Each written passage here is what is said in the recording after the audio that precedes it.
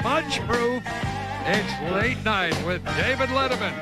Tonight, actor Ralph Macchio, musical group the Williams Brothers, and Olympic gold medal speed skater Bonnie Blair, plus Paul Schaefer and the world's most dangerous band. And now, a man who could care less if he wanted to, David Letterman.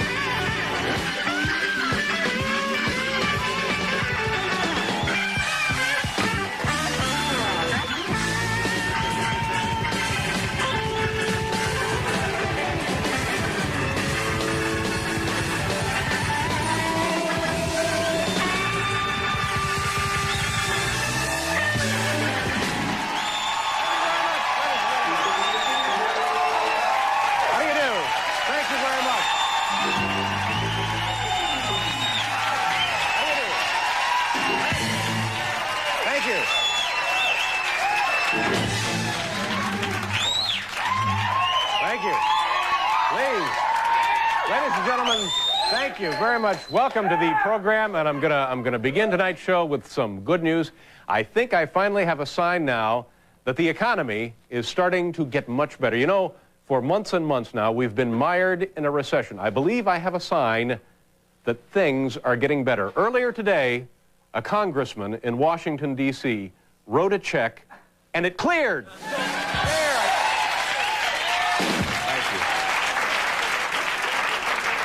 I knew that would cheer you up. Thank you.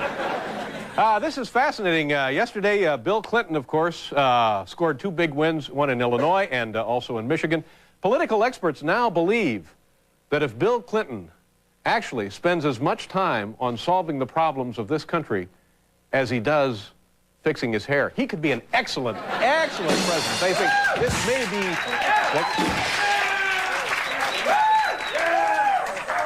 And tomorrow, ladies and gentlemen, of course, March Madness begins. Yes, yes.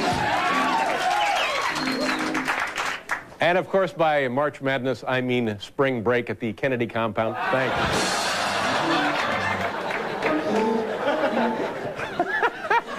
Wacky musical sound effects. You can't beat them. That's the stuff. Folks, you couldn't have selected a better program to dial up here for you tonight. We have, oh my gosh, from my cousin Vinny, Ralph Macchio. It's the Karate Kid. But he's all grown up now. That's right.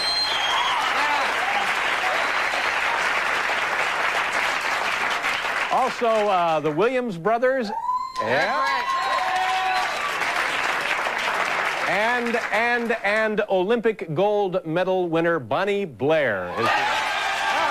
Paul Schaefer. Thank you. Thank you very much. Thank you. David, I spent my break expanding upon and improving my impression of Keith Carradine in the ad for the Will Rogers Follies. Oh, this is great. TV. All right. All right, if here. we have time. All right, let me give you a pointer. Do for us now the old version that you did. Thank you. As a reminder. This was the old the first version. This is the commercial for Will Rogers Follies running here on Broadway. Right. Okay. Keith Carradine. Howdy! Yeah, okay, now. That was the old. Yeah. And that would have been plenty. That was so entertaining. Thank but you so much. You've improved it. I've improved it. This is it now. It needs a few props. Oh, props. Okay, here we go. Yeah.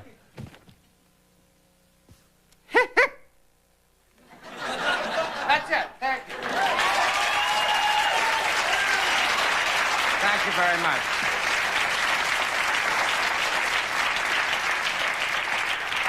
Paul is under the impression he's auditioning for Hee Haw here every night. Well, I expanded upon it. Do you ever take a vacation and take some photos? Once in a while, yeah. What do you have there? I was on vacation last week, as you mentioned you were, and I took my camera with me, and I clicked off a few snaps, and I want to show you a couple of them. There was a beautiful, well, I'll just show you what this is. Oh, man, this is great. Yeah. And maybe some music, too. Okay. All right, here. I was lucky enough just to get a few of these. Okay, look at that. Here we go. All right, do you see that right in there? Okay, look at that beautiful. All right, there's That's a rainbow. Okay, here now. Now there's the same rainbow. Okay, there's another shot of that rainbow. Starting to look more like a smudge now there. Okay, and I just had a few exposures left on the roll, so I took maybe just, now I changed lenses on that one. A whole different perspective, and I added the railing, and then here, all right, you people are really starting to get on my nerves now. All right, had time. This is the kind of thing you do on vacation when it rains. Oh, there. Well, I just have a few more. Maybe we can get to those a little later. Yeah. Dave, maybe you need counseling. Yeah, let me show you one more. There, it's right in there. Okay. Oh, all right.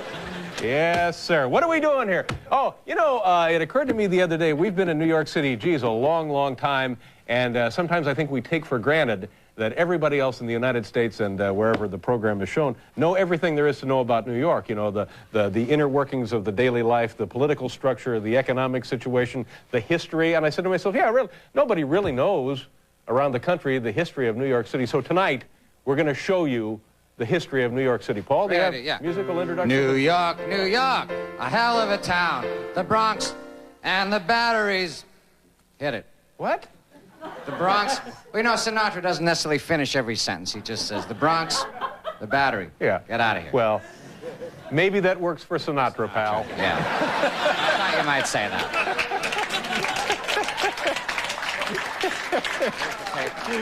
Just one more rainbow for you. Gentlemen, I think it makes everybody feel good. Hey.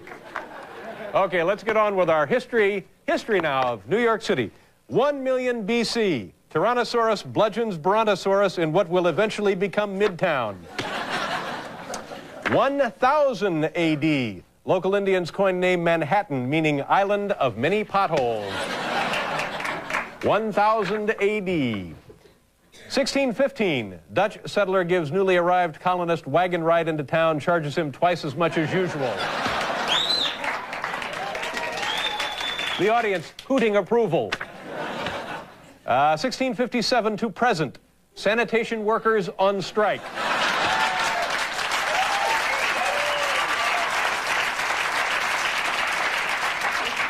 A source of pride for our audience. 1692, first batch of pretzels is baked for vendors. 1992, last pretzel from original batch finally sold to tourists.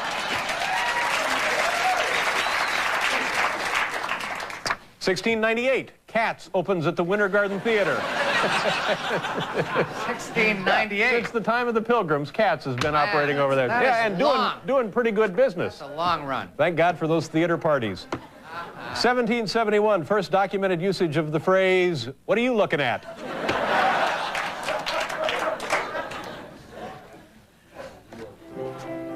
Oh, here's a very nice one. I didn't see this one before. This is a beauty. Look at that.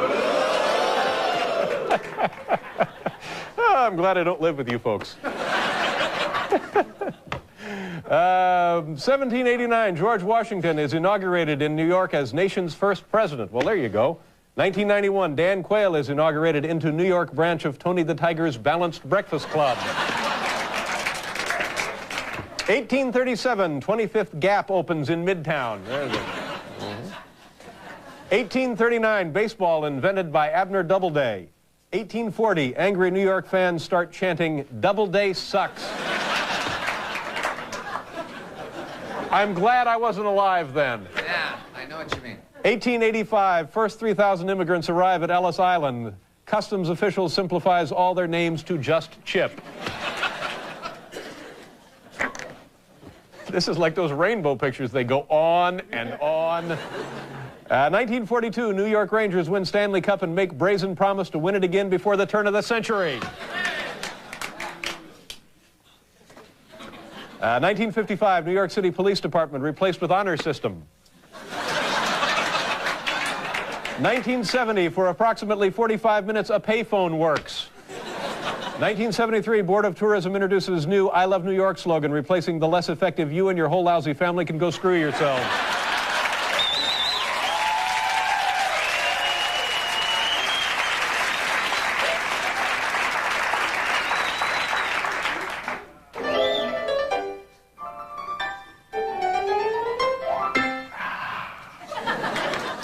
1978, last English-speaking cab driver retires.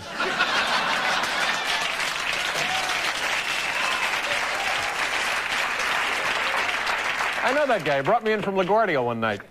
1990, Al Sharpton wins bronze medal at high school track meet. Vows he will never take it off. There's a little history of New York City. A little history of the town we call home. We're going to do a commercial. We'll be right back here with Ralph Macchio.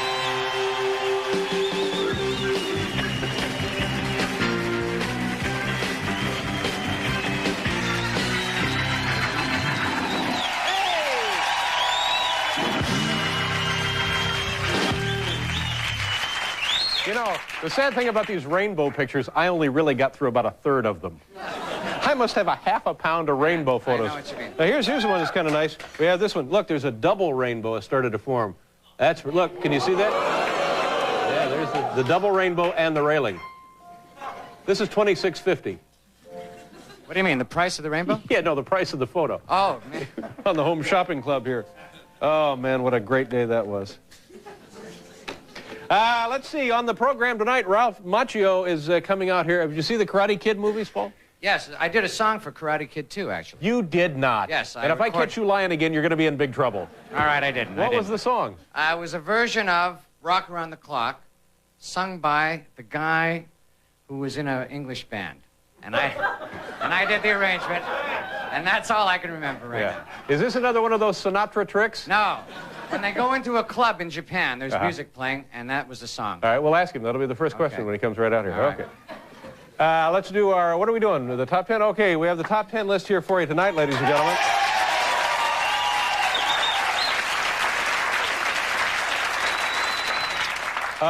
Did you hear about this, Paul? The top 10 reasons the royal marriage has failed. Oh, I heard. I'm shocked about it. Prince Andrew, and the Duchess, what's her name? Duchess of York. Sandy. So, what's her name? Sarah Fergie. Ferguson. What's her name? Fergie. Fergie. But Sarah what's her first Ferguson. name? Sarah? Yeah. Isn't it? I don't know. Sarah Ferguson. All right. Top 10 reasons the royal marriage now has failed. Reports are that the kids are separating. Been married about 5 years. I'm shocked. All right. Top 10 reasons now the royal marriage has failed. Number 10, couldn't agree on setting for Craftmatic adjustable bed. Number 9, his super strict rule of no talking during Benny Hill. Number 8, he got tired of always asking, so are you king yet or what? Number 7, financial strain from dropping sales of their Royal Crown Cola. Number 6, she thought she was marrying the guy who sang Raspberry Beret. Number 5, Andrew got hooked on phonics. Boy, you hate to hear something like that. Number 4, London Bridge kept falling down, if you know what I mean. Number 3,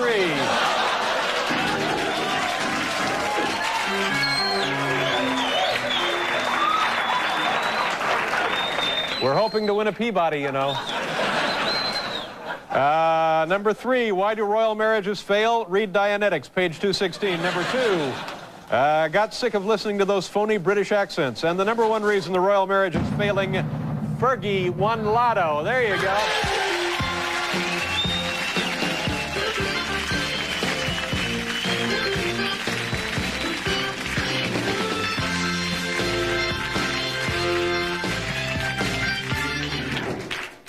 See a rainbow? I got 18 rolls of film. I ain't leaving till it goes away. Man, I ain't taking no rainbow ride. Yeah, good. Whatever that means. Hey, you know, last night we had a musical theme for the show. Let's come up with one tonight. Last night it was all about cars and transportation and driving. Do you have one? No, I don't have one. You're the musical director. Yeah, I guess I am.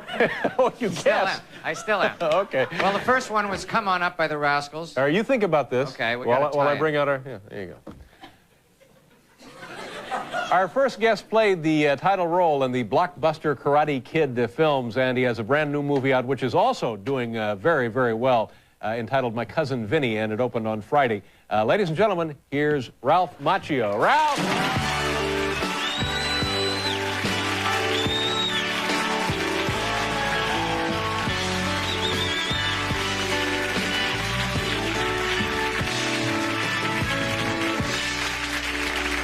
To meet you.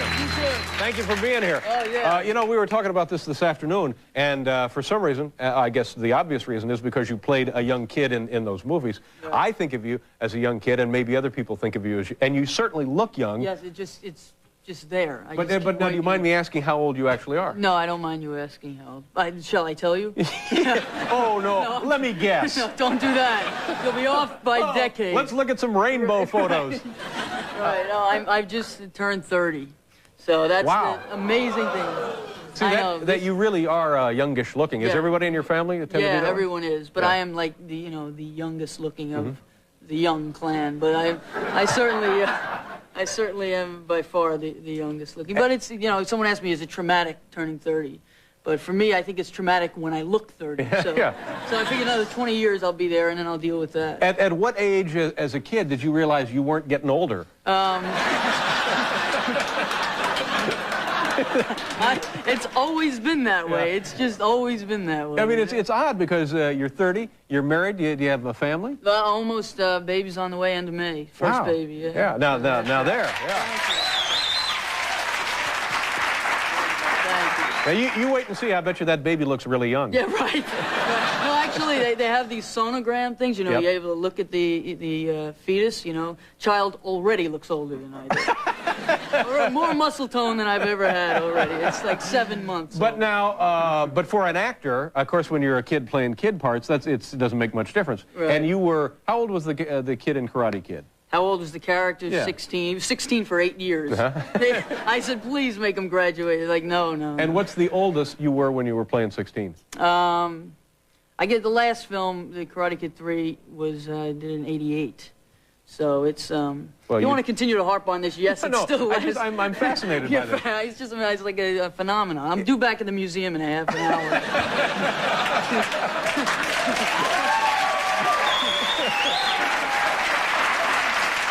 No, but that's. Guess my age. How old do you think I am? I'm not going near that with the 10. What do you think? 27, 28. 27, 28. No, right. no. I'm 44, right. and I'm beginning to look like Buddy Ebsen's older brother. That's because of the tan. You're from this area. Oh, one other thing. Those Karate Kid movies, I know that was a really important part of your life, and now you're going on to other things. Right. But those things did unbelievable business, didn't they? Yeah, they did really well. How much money did the three of them combined generate, do you suppose? Well, I know the first one did about, domestic, I know close to 100 million, and the second one did like 125 million. This is all the studio cash, and then as we renegotiated along, we all did fine, but it made a lot of money. But the three of them together, like $300 million? That could be, wow. I wouldn't quote me on that, but it's probably close, yeah. Well, that's with something all the to be proud of. merchandising and stuff they did, it was pretty big. And this thing Paul was talking about. What's Paul talking? He was talking about his percentage. Oh, what was it? Remember in Karate Kid 2 when you went into the a club? dancing thing, the rock around the clock? Yeah, rock around the clock, and it was Paul Rogers from Free who sang it, and I recorded. That's great. So you and I really worked together. Yes, and I can't wait to do it again. Yeah, me too. Thanks, man. That's great. Yeah. Now, you're from this area, from Long Island? Right. Born and reared out there? Born and raised, Long Island, still there. It's like reality. LA's too much like, summer camp. Really? You didn't care for your time in Los Angeles? I mean, I don't mind my time in Los Angeles when I'm working. When you're not working, the town is kind of dark, I think. And sort of to raise a family out there isn't, it's just too much the business all the time, I need like the Mets and the Islanders and, Yeah.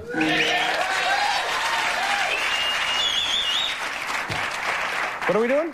We'll have to do a commercial. You don't mind, do you? No, All right, we'll do a commercial here. We'll take a break. We'll be right back with Ralph Macchio, folks.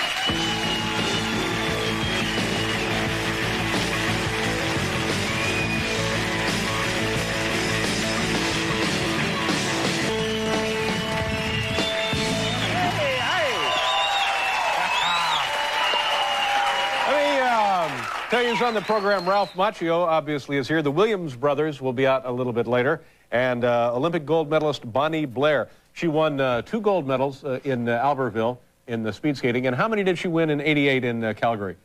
So she's won a total of 3 gold medals? 4? Oh, here we go through this again. Am I getting medals now or time cues? Oh, she's won more medals than anybody in the history of the Olympics. And everybody here tonight gets their own rainbow picture.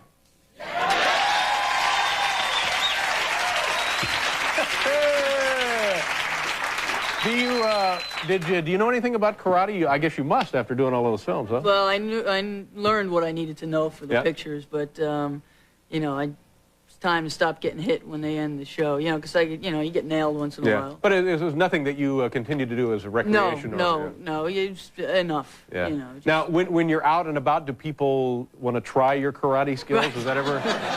Actually, it's not real. I was expecting this whole thing where it was going to challenge me, but no, more often people want to know where Pat Morita is. That's the thing. You know, that's what I wanted to know. Yeah, that's what I wanted. Where the hell is Pat Morita, for God's sake? Hey, Ralph, how are you? Good to see you. Where's Pat Morita? Yeah, call the Friars Club, Marty, find out where he is, right? We'll put a tracer on Pat Morita. They think we should be living together. So they have that's what I thought. Yeah, well, it's wrong. Now let's talk about this, the new movie. What I've seen of it looks very funny, and it's doing great business. This is, tell us about the film. It's called My Cousin Vinny, and Joe Pesci stars in it, and he plays my cousin Vinny. And me and my friend are driving from NYU across to UCLA. We take the southern route, and we get busted for murder. I do. We're wrongly accused of, and we don't know what the hell's going on, and we got to call the only lawyer we know. I know, and he's my cousin Vinny, the most, feeble, incompetent. It's just this he studied at Brooklyn Academy of Law, like a night course, and so it creates some very funny comedy. It's really a good. Now, was this the film that you shot partly in an actual working day-to-day prison? Prison, right. Now, is that a good idea, do you think? Well, I think as long as everyone would stayed in their cages, it was fine. We were.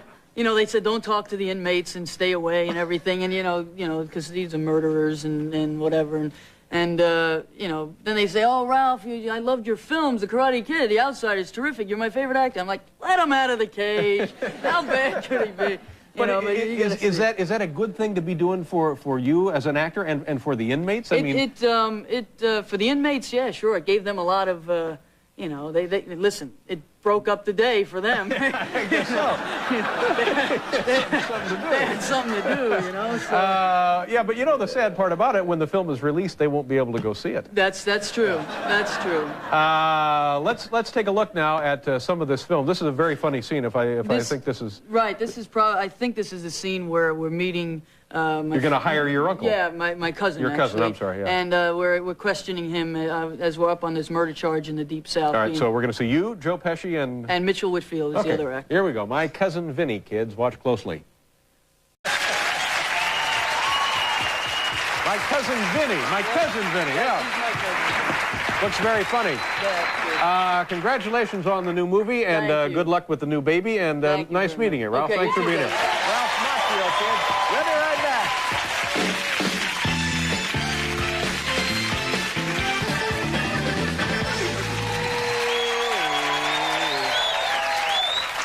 Welcome back, ladies and gentlemen. On the program yet to come, we have the Williams brothers. Yeah, Willie here, and they're great. Yeah, they're great.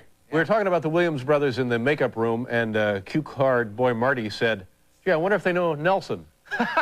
We all laughed and laughed. It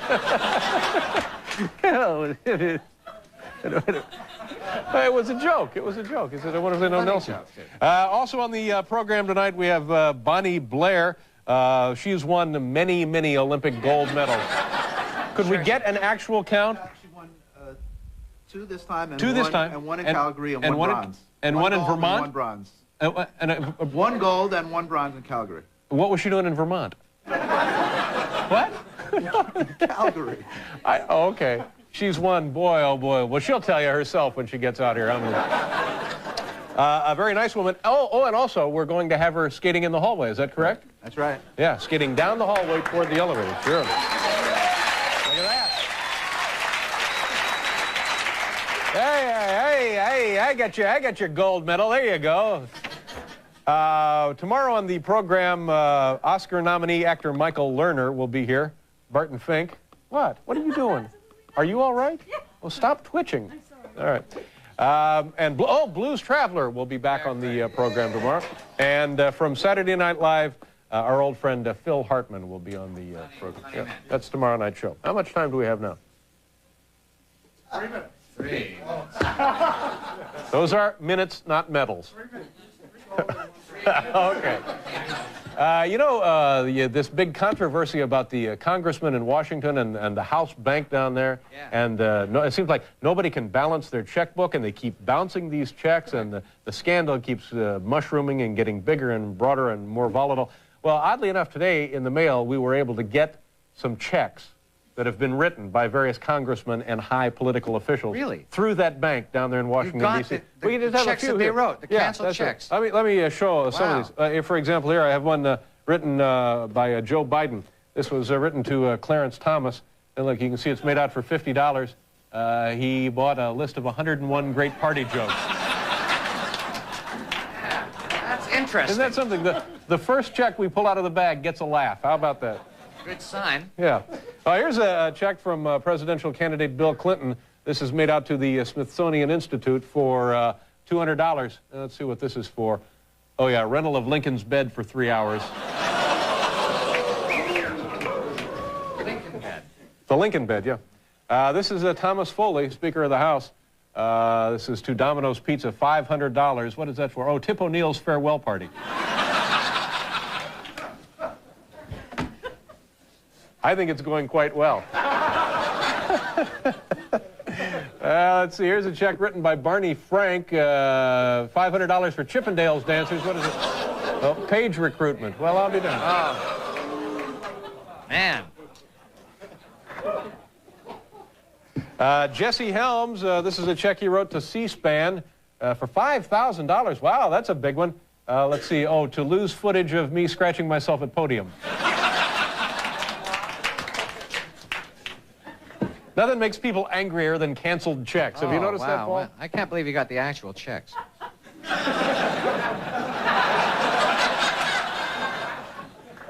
John Sununu, he did some business down there in the bank. He wrote a check for $39.95 to Suzanne Summers. Got him a thigh master.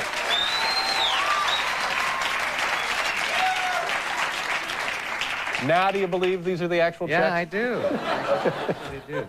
But why does he? Why did he write it? Why did he need a thigh master? I don't know. Okay. Richard Gebhardt wrote this check. The Eyebrow Club for Men, $50. It just his dues. Dues, yeah, just his dues. Yeah. I guess nothing really controversial about that. The man is just paying his dues. Shouldn't use government funds. Newt Gingrich, Michael Dukakis, he wrote him a check for $5. What was that for? Oh, he raked up leaves in the yard. How are we doing? Strom Thurmond wrote this check to the American Dairy Association. Wow, $1,000. Private meeting with the Land O'Lakes lady. Wow. You know, the Land O'Lakes lady on the butter? Of course. Man. Yeah. Actual check. Yeah, let me see if we can get an actual funny one here. Let's see. Well, there's our... Hope you enjoyed that. We'll be right back with the Williams Brothers.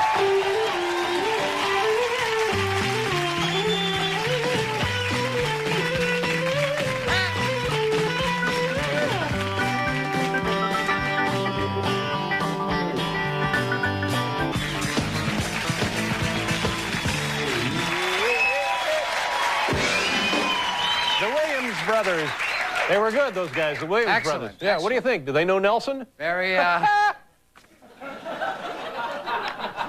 Our next guest is now just returning home from the Winter Olympics in Albertville, France, where she won 2 gold medals in speed skating. Here, look at this videotape of the competition. This, to me, is just almost unfathomable. Ladies and gentlemen, please welcome 3-time gold medalist Bonnie Blair. Bonnie! Nice to see you. Come on up here. How you doing?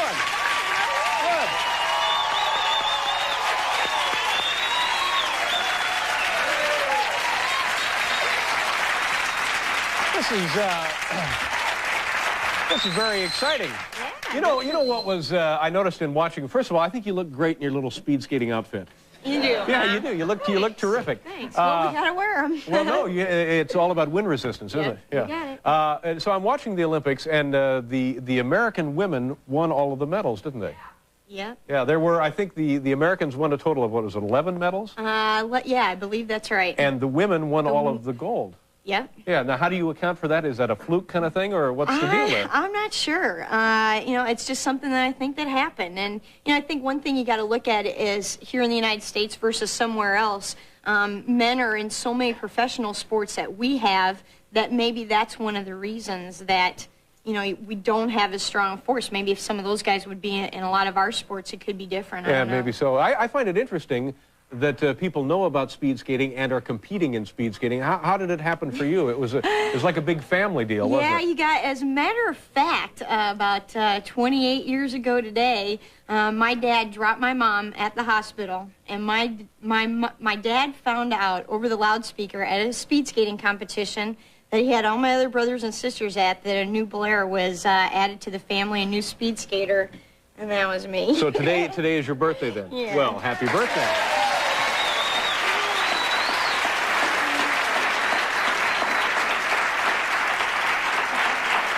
This is beautiful. We had Donna Weinbrecht on, who also won a gold medal in freestyle skiing, I believe. And, you know, these are filled with chocolate. Have you opened it up yet? It's a high-quality chocolate. Oh, yeah, the very best. But let's go back to that story for a second. That's unbelievable to me as well. Your dad is loading everybody off to a speed skating meet. Drops my mom at the hospital. Mom is pregnant with you, boom, yep. and drops her off at the hospital and continues on to the meet. Yeah. Well, he's got to take care of the rest of the kids, and I guess he figured since my mom had already done it 5 times before, she could do it by herself. I don't know. Are you still just wild with excitement about the victory, or which was more fun, the ones in Calgary or these? Well, I think they're very different. Obviously, in 1988, Calgary doing something you've never done before, that excitement was just unbelievable. In 1992, it's a little bit different because now you're trying to do something you have done. Yeah. And I guess once it was over with, I was like, you know, it was a relief. Yeah. So, I mean, yeah, sure, it was exciting, but, you know, there's a definite difference. But now where, you know, if I wanted to be a speed skater, or if anybody wanted to be a speed skater, where do you go find rinks like that you can skate on? I mean, well, we actually only have 3 here in the United States that are 400 meters, like what you saw on TV. One in Butte, Montana, another one in Milwaukee, Wisconsin, and another one in Lake Placid. So well, at least they're close together. Yeah, exactly. Yeah, so again, this is more what you were talking about earlier, but the training, what do you do if you can't get to a rink? Of course, you must have access to any place you want to skate, I would think. Yeah, well, we only skate probably from October through till the first part of April this season, but a lot of the summer training is running, bike riding, weights, and a lot of rollerblading. That's been a very big part of it. Are you getting close to retiring now that you've competed in 2 Olympics? Yeah, I'm not sure yet. After my last competition's the first weekend in April, I'm going to kind of take a break, and I'll probably make my decision May or June whether I'll continue to Lillehammer. You just came from the World We had our World Cup this past weekend in Germany. How'd you do there? I just got back here last night. Wound up winning the World Cup overall 500,000 and wound up being 3rd overall in the 1500. Well, congratulations.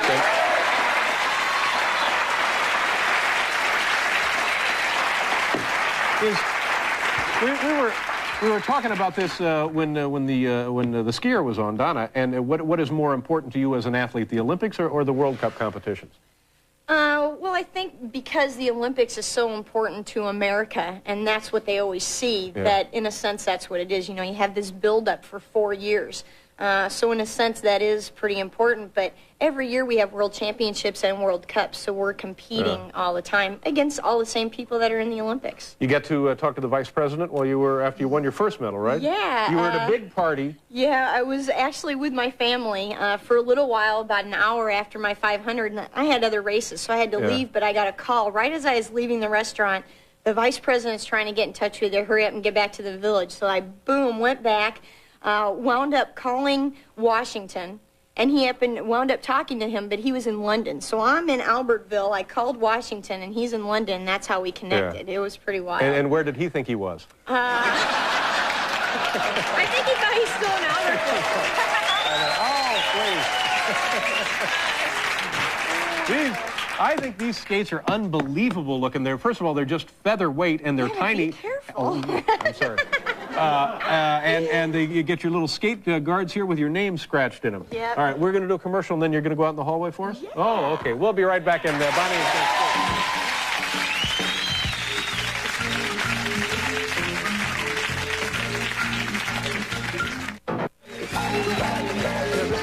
To do this. Now, this is, what is this stuff you're skating on, actually? I guess it's called synthetic ice. Actually, yeah, this is my first time. Space-age polymers. Oh, you've never skated on this before? No. Now, how would something like this compare to the surface you competed on in France? Well, actually, it wasn't far from it. We didn't have real good weather there, so it was pretty difficult. But, you know, a regular ice surface, you're going to get a lot of glide.